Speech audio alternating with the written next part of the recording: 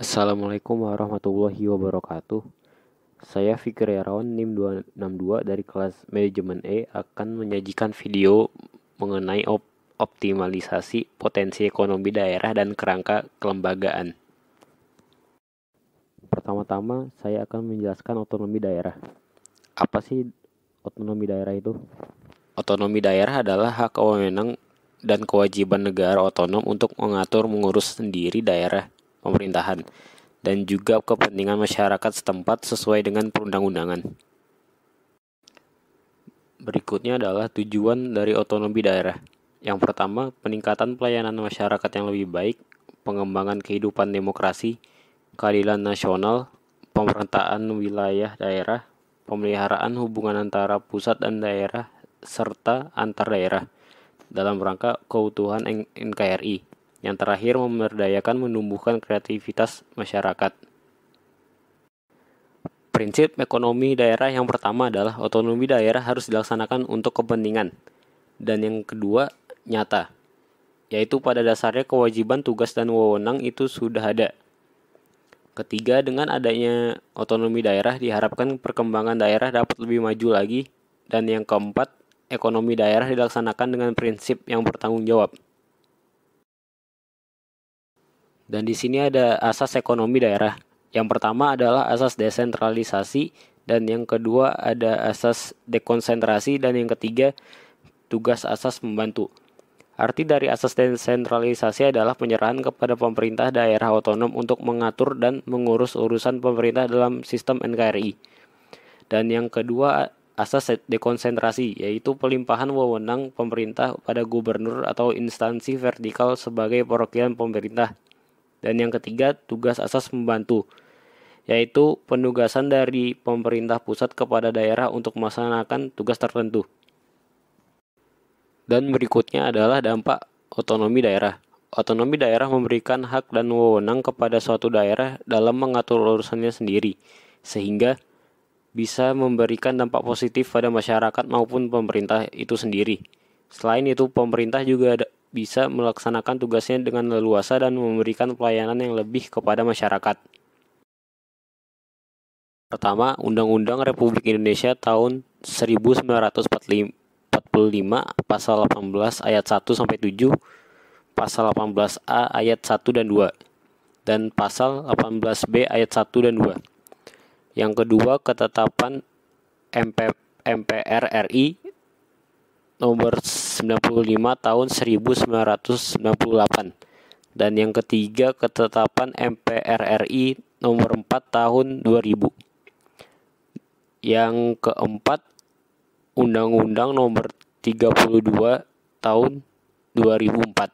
Dan yang kelima, Undang-Undang nomor 33 tahun 2004. Dan yang keenam, Undang-Undang nomor 32 tahun 2004. Di sini saya akan membahas tentang bagaimana cara Bank Indonesia Agus Martowardojo mengoptimalkan potensi ekonomi daerah. Memendap penguatan perekonomian daerah perlu digali dengan menciptakan sumber ekonomi baru.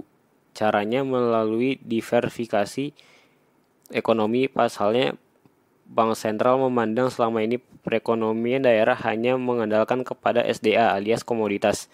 Nah, untuk mengoptimalkan potensi sektor ekonomi daerah tersebut dapat dilakukan melalui dua pendekatan.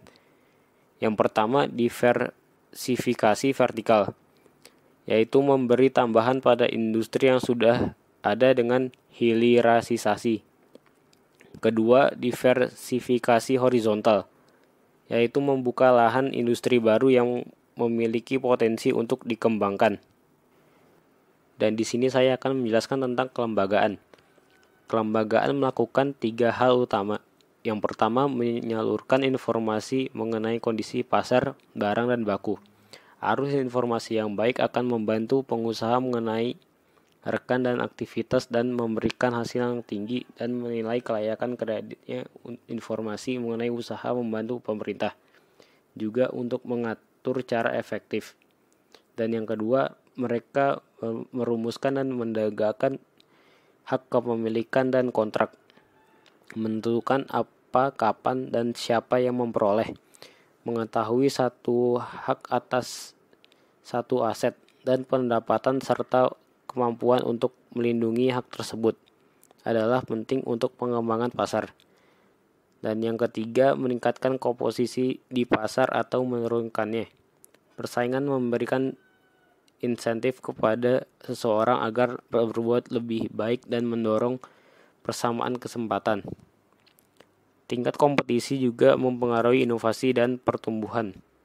Tetapi sebaliknya, beberapa lembaga memfasilitasi persaingan dan yang lain menghalanginya. Melalui tiga fungsi ini, seluruh struktur kelembagaan mempengaruhi distribusi aset, pendapatan, dan biaya, seperti juga mempengaruhi insentif pelaku pasar dan efisiensi transaksi pasar. Kemudian, tiga fungsi ini mempengaruhi insentif untuk memberikan investasi, misalnya dari penguatan hak kepemilikan. Selanjutnya, keuangan pasar misalnya dari aturan persaingan mereka membawa sewa produsen untuk melindungi konsumen dari harga tinggi dengan memperjelas dari hak yang kurang beruntung dengan pasar.